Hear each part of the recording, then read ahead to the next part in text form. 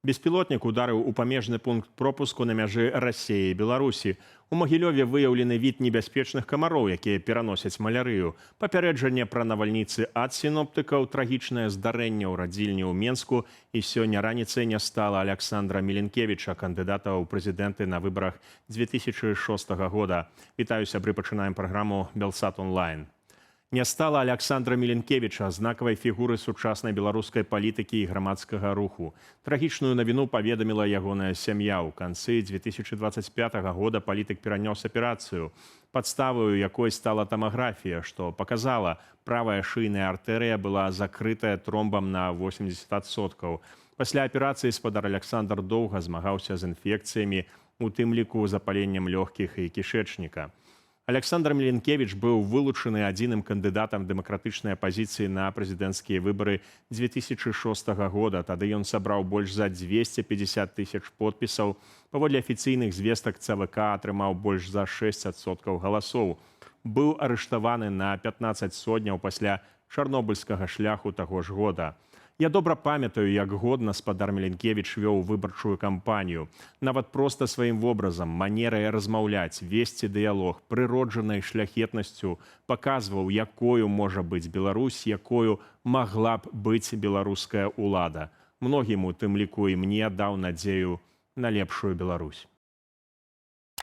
У 2023 годзе Аляксандр Міленкевіч вярнуўся да палітычнай дзейнасці ў якасці пазаштатнага дарадцы Святланы Ціханаўскай у пытаннях еўрапейскага выбару Беларусі.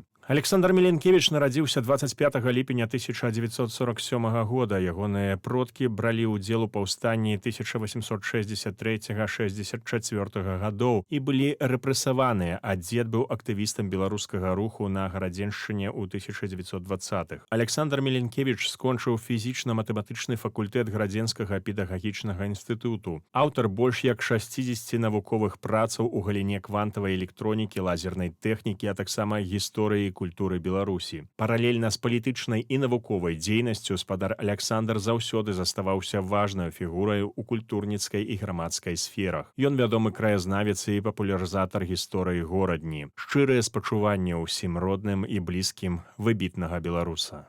На беларуска-расійскай мяжы закрылі аўтамабільны пункт пропуску селішча Чырвоны камень на трасе Гомель-Бранск. Паводле магілёўскага тэлеграмнага каналу «Мэйдэй» памежнікі тлумачаць закрыццё трапляннем беспілотніка ў вялікагрузны аўтамабіль непасрэдна на пункце пропуску. Інфармацыі пра наступствы і пацярпелых пакуль няма. Гэта ўжо не першы выпадак атакі беспілотніка ў Бранскай вобласці каля беларуска-расійскай мяжы. У чэрвені пад удар трапіў аўтобус з дзіцячай футбольнай камандай з Гомля. Адзін чалавек тады загінуў, яшчэ 8, у тым ліку 6 дзяцей былі параненыя. Расія абвінаваціла ва ўдары ўкраіну. Кіеў назваў гэтыя абвінавачанні інфармацыйнай правакацыяй Крамля.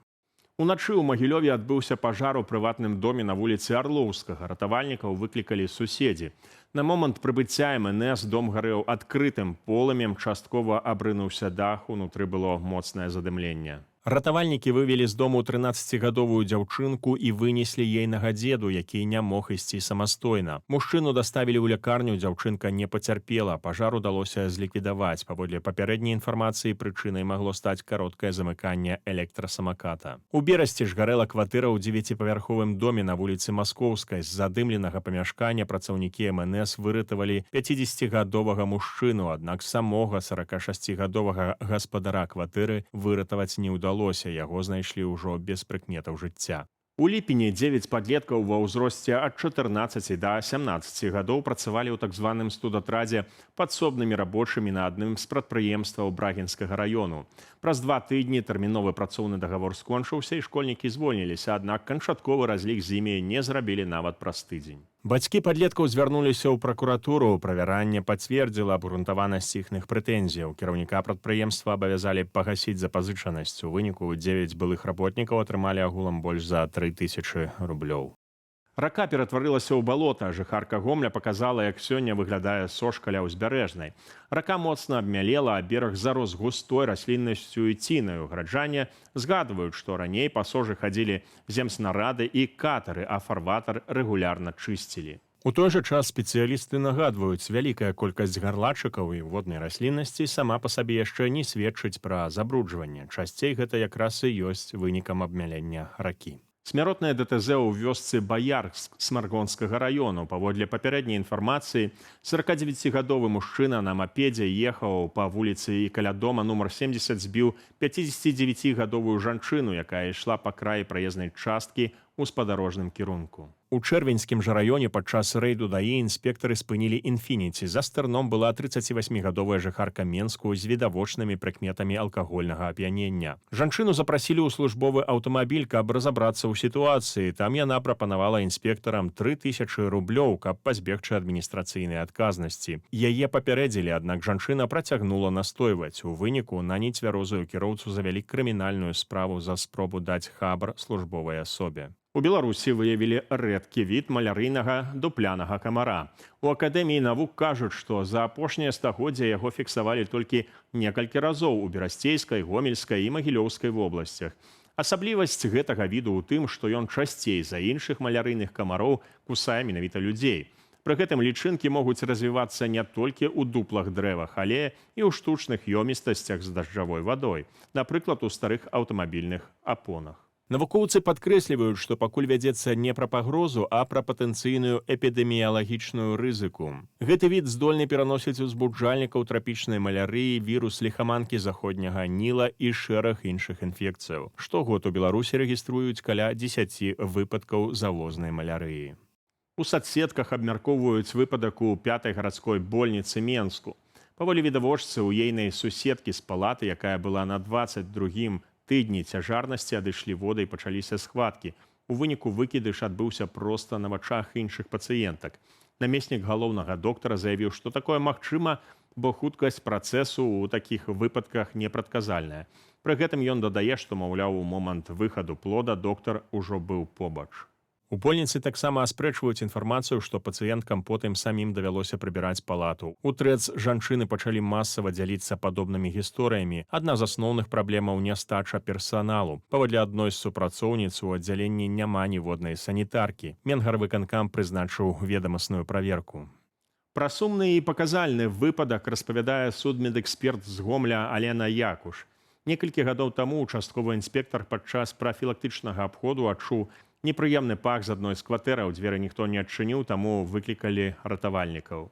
Унутры знайшлі цела жанчыны. Як пазней выявілі, самотная пенсіянерка ўжо 8 месяцаў як памерла. Суседзі адчувалі пах, але не надавалі гэтаму значэння, ды не задумваліся, чаму пенсіянерка перастала выхадзіць на вуліцу. Пазней з'явіліся сваякі, якія хутка прынялі спадчыну, хоць раней амаль не цікавіліся лёсам жанчыны. Неймаверная атмасфера на палях Меншчыны, быццам бы госці з Белавежскай пушчы масава прыехалі на экскурсію бліжэй да сталіцы. Без каментара.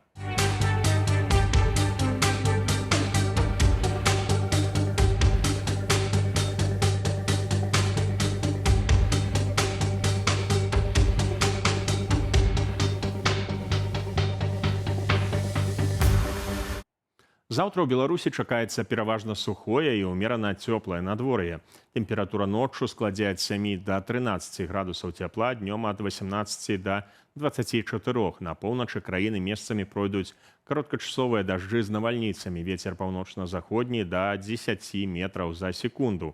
У асобных раёнах парывы могуць дасягаць 18 метраў за секунду. На большай частцы тэрыторыі пераменная воблачнасць і без істотных ападкаў. Надвор'е будзе адпавядаць кліматычнай норме для сярэдзіны жніўня. Ну і нагадаю, сонечнае зацьменне сёлета 12 жніўня станецца першым поўным зацьменнем у кантынентальнай Еўропе за апошнія 27 гадоў. У Беларусі яго можна назіраць падчас заходу сонца. Максімальна добра будзе бачна ў горадні, даволі добра ў Менску, а слабей за ўсё ў Гомлі. У сталіцы працэс пачнецца ў 10 хвілінаў на 9. Пік ад 20:42. На гэтым ставім кропку, а вы стаўце лайк і падпісвайцеся на канал. Гэта вельмі важна для прасоўвання аператыўных і незалежных навінаў. Беражыце сябе.